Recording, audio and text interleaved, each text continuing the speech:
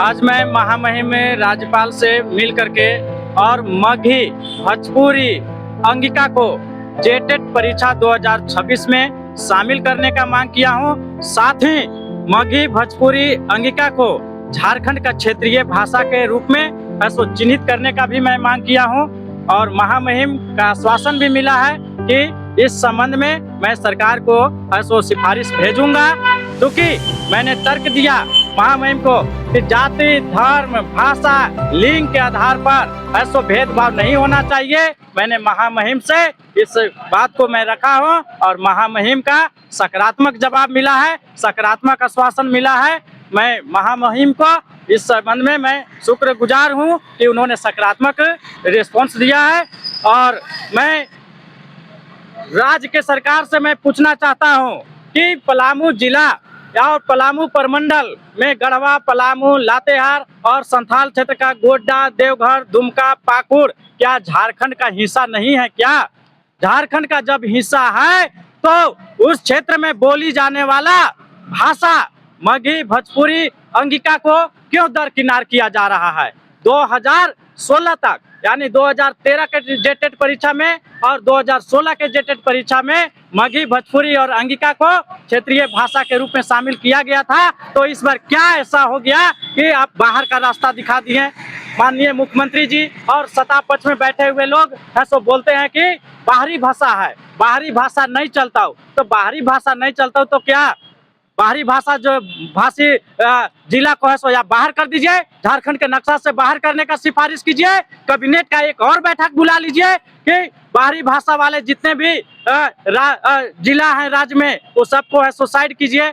हम आपके चैनल के माध्यम से सरकार से मैं पूछना भी चाहता हूं और मैं महामहिम से भी मैं बोला हूं कि 81 विधानसभा सीट है ना झारखंड में, उसमें 28 सीट ना है अनुसूचित जनजाति का, एसटी का, बाकी 53 सीट तो है सो जनरल और एसी का है। तो आप 28 सीट लेकर के और अपने भाषा को, आदिवासी भाषा को आप संरक्षित करते रहिए। जब आपको बाहरी भाषा मगही भोजपुरी अंगिका से ज्यादा तकलीफ है तो और 53 सीट के साथ है सो अलग राज्य का है सो पलामू अलग राज्य का भी हम मांग किए हैं कि 53 सीट के साथ पलामू को अलग राज्य का दर्जा दीजिए या अलग केंद्र शासित प्रदेश बना दीजिए। इस संबंध में मैं राज्यपाल को भी मैं ज्ञापन सौंपा हूँ और इस संबंध में मैं बहुत जल्द गृह मंत्री अमित शाह से और प्रधानमंत्री श्री नरेंद्र मोदी जी से भी मैं मुलाकात करूंगा कि भाषा के आधार पर झारखंड में है सो भेदभाव किया जा रहा है, जो कि संविधान का हनन हो रहा है, संविधान के साथ है सो खिलवाड़ किया जा रहा है। इस संबंध में मैं बहुत जल्द मिलूंगा।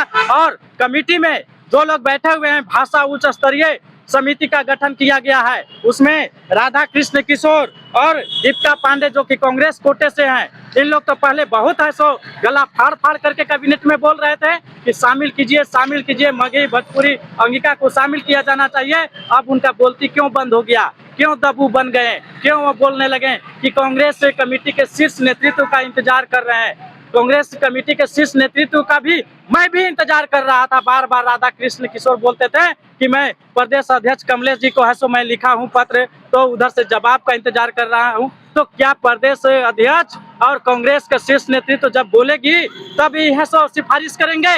और क्यों नहीं अभी तक सिफारिश करवाएं? क्यों कांग्रेस कमेटी है सो मौन है? और आरजेडी को भी मैं, आरजेडी को संजय यादव से भी मैं पूछना चाहता हूं कि कल तक तो ऐसो आरजेडी भी है सो मगही भोजपुरी अंगिका का है सो मांग कर रही थी, अब क्यों मौन धारण कर लिए हैं? इससे साफ जाहिर हो रहा है कि इन लोग ऐसो झारखंड के अभ्यर्थियों को और झारखंड के मगही भोजपुरी और अंगिका भाषी के साथ जिलेबी की तरह गोल गोल घुमा करके ऐसा ठगने के काम कर रहे हैं। और एक बयान आता है बंधु तिर्की जी का कि ऐसा सिर्फ परीक्षा में शामिल किया जाएगा, उस जिला में परीक्षा में ऐसा दे दिया जाना चाहिए।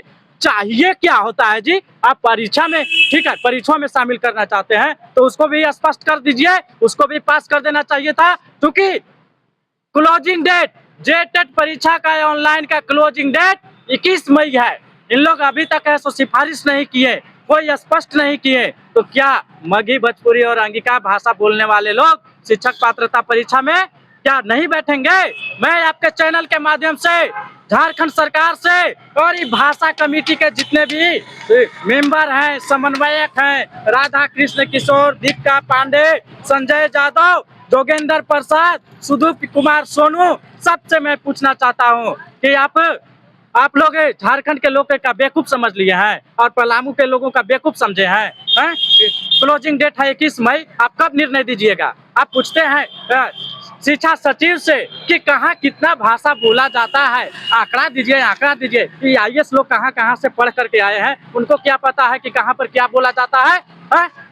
इस तो क्षेत्र में विधायक लोग ने घूमते हैं जी, तो विधायक लोग को ना समझ में आना चाहिए कि मेरा क्षेत्र में क्या भाषा बोला जाता है। मैं महामहिम से तो मिल ही लिया हूँ, कार्मिक को भी कल मैं लेटर दे दिया हूँ, रिसीविंग करा लिया हूँ। अब आगे मेरा कदम झारखंड सरकार के खिलाफ और जैक के खिलाफ ऐसो माननीय उच्च न्यायालय में केस करने का होगा। अब मैं माननीय उच्च न्यायालय में इस मामले को लेकर के केस भी करूंगा। और एक मामला सामने अभ्यर्थियों ने कल आकर के हमसे मिला है शाम में, वो है एज मामले को लेकर के। जब सीटेट में और NCT के गाइडलाइन में शिक्षक पात्रता परीक्षा के लिए न्यूनतम एज का निर्धारण 18 वर्ष है, तो ये झारखंड के बिना दिमाग वाली सरकार 21 वर्ष न्यूनतम एज क्यों रखी है?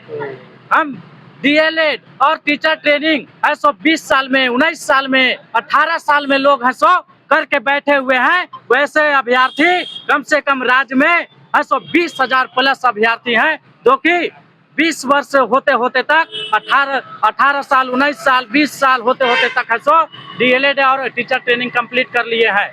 आज 10 साल में है सो राज्य में है सो जेटेट का परीक्षा हो रहा है, और उन लोग भी आज परीक्षा का इंतजार कर रहे थे। क्या उन लोग के साथ भी बेइंसाफी करना चाह रही है सरकार? नाम बता दीजिए। राहुल कुमार क्रांति, छात्र नेता।